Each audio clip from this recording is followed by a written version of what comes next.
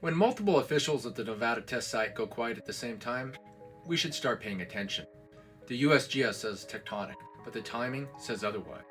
And the timing is what nobody wants to talk about. So let's do that here.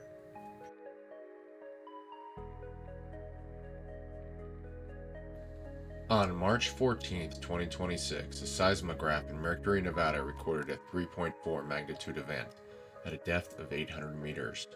Location directly above the U1a Complex.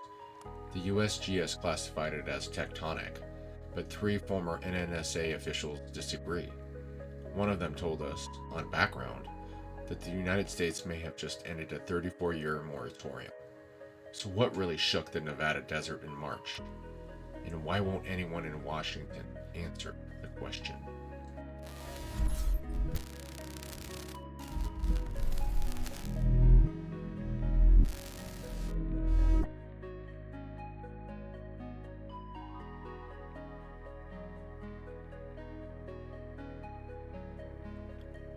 To understand what may be happening beneath Nevada right now, you have to understand what happened there before. Between 1951 and 1992, the United States detonated 928 nuclear devices at the Nevada test site. 100 of them were above ground. 828 were below it. The desert floor north of Las Vegas became the most bombed place on Earth, and that evidence is still visible from orbit. Yucca Flat is pockmarked with hundreds of subsidence craters, circular depressions where the ground collapsed into cavities vaporized by underground detonations, each crater a buried sun. But what most people don't know is that these tests produced something else: seismic signatures. Every underground nuclear test registers as an earthquake, and for 40 years, the U.S. Geological Survey quietly cataloged them alongside natural events. In 1992, President George H.W. Bush signed a moratorium on explosive testing. The Nevada test site was renamed the Nevada National Security Site. The headlines moved on, but the work didn't stop. It went deeper, literally. Beneath Area 1, at a facility called the U1a Complex, the United States continued conducting what it calls subcritical experiments, tests involving plutonium and high explosives that officially never reach a nuclear chain reaction. Officially. And here's the question that's been quietly circulating in arms control circles since 2023. How would we know if that line has been crossed?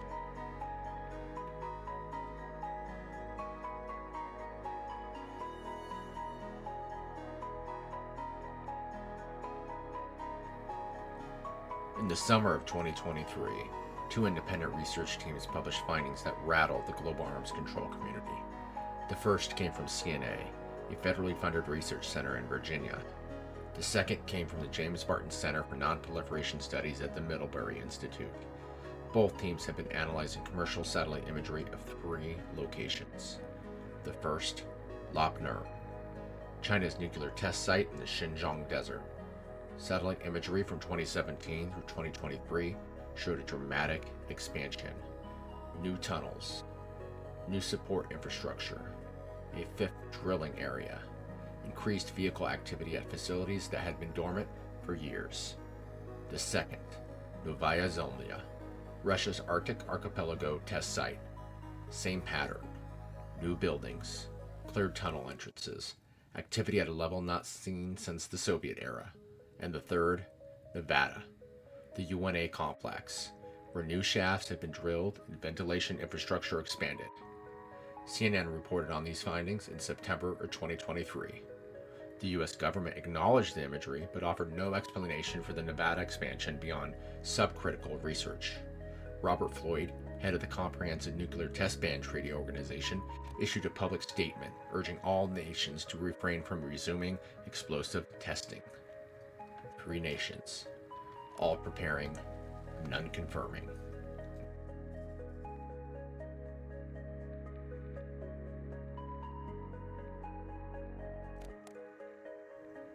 Throughout 2023 and 2024, something unusual began happening in Washington. Former officials, people who had spent their career managing the U.S. nuclear stockpile, began speaking publicly about resuming explosive testing. Robert Linhard, a former senior official at the National Nuclear Security Administration, told reporters that the U.S. may need to consider returning to explosive yield testing for the first time since 1992. Not because the stockpile had failed, but because, in his words, the geopolitical landscape had changed. In October 2023, the Bipartisan Congressional Strategic Posture Commission released its final report. Buried in its 145 pages was a recommendation that the United States be prepared to conduct nuclear tests, if necessary to respond to advances by China and Russia. The same month, the Heritage Foundation published a brief titled, "Why America Must Resume Nuclear Testing." These were not fringe voices. These were the architects of American nuclear policy quietly opening a door that had been welded shut for 3 decades. And in May 2024, NNSA Administrator Jill Ruby testified before Congress that the United States could be ready to test within 24 to 36 months if directed to do so by the President. 24 to 36 months. From May 2024. Do the math. That window opens in 2026.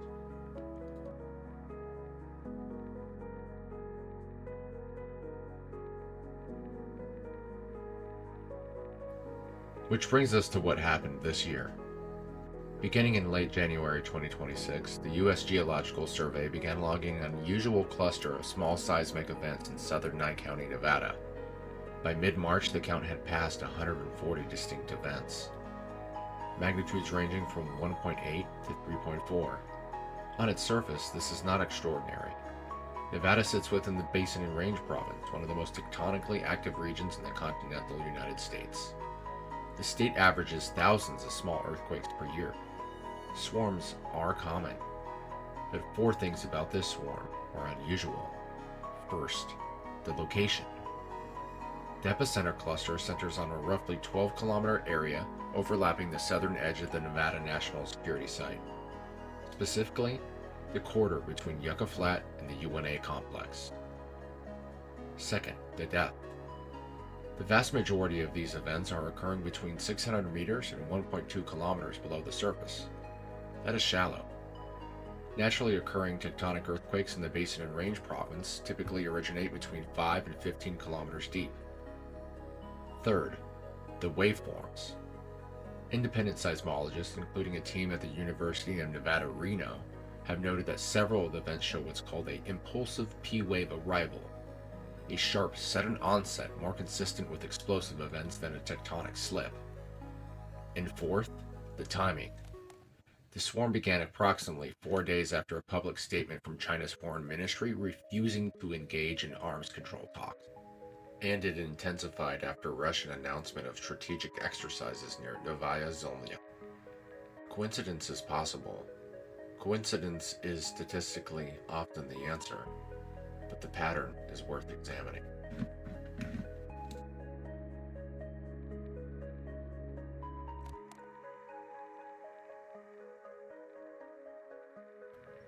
Let's be rigorous, because this is where most coverage of this story fails.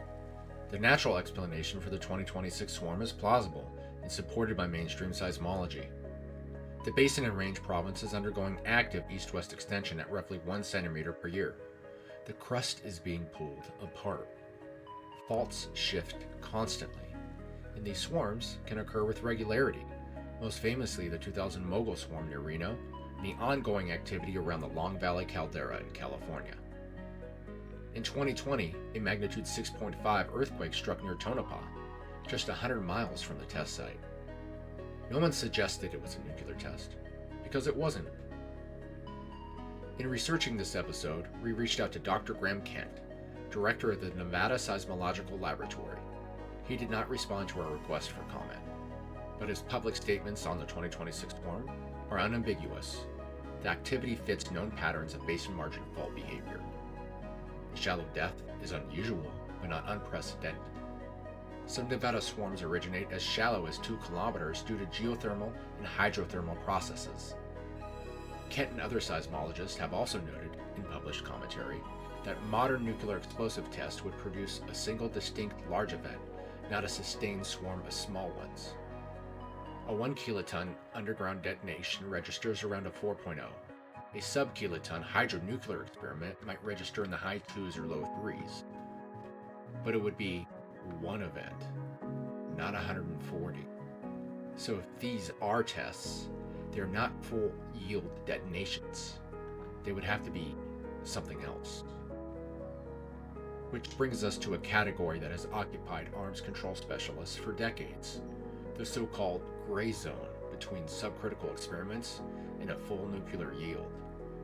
Hydrodynamic tests, hydronuclear tests, experiments that approach criticality without sustaining it. Activities that the United States has long maintained do not violate the Comprehensive Test Ban Treaty, a treaty, it should be noted, that the U.S. signed but never ratified. A program of repeated hydrodynamic experiments at the U1a Complex could, in theory, produce a signal pattern resembling what Nevada is seeing right now. In theory.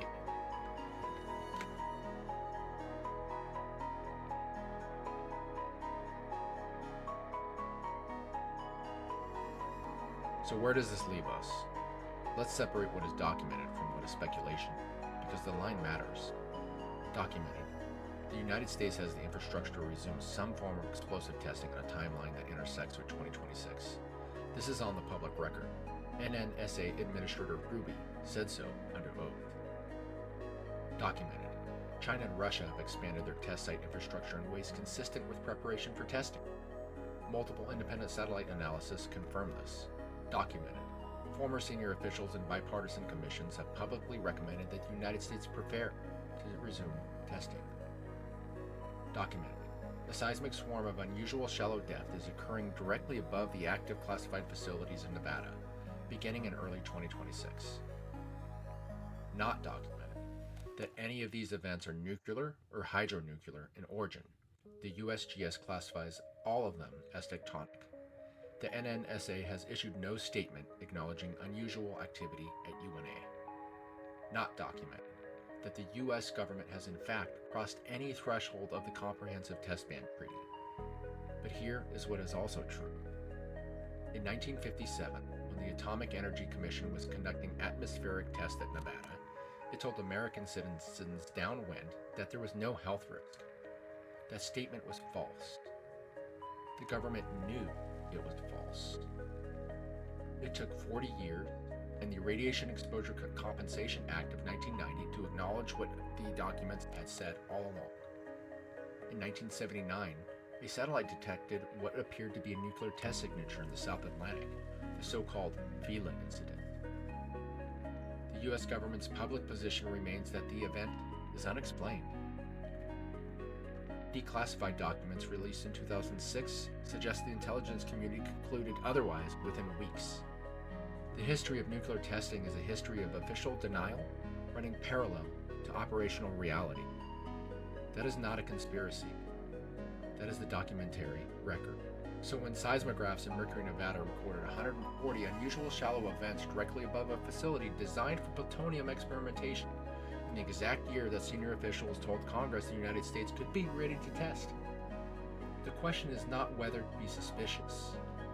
The question is what evidence would actually settle the matter. That evidence exists. CTBTO maintains a global international monitoring system with hundreds of seismic, hydroacoustic, infrasound, radionucleotide detection stations. If a hydronuclear experiment vented even trace fission products, the radionucleotide stations in Sacramento and Salt Lake City would eventually detect them. To date, no such detection has been publicly reported. That is meaningful.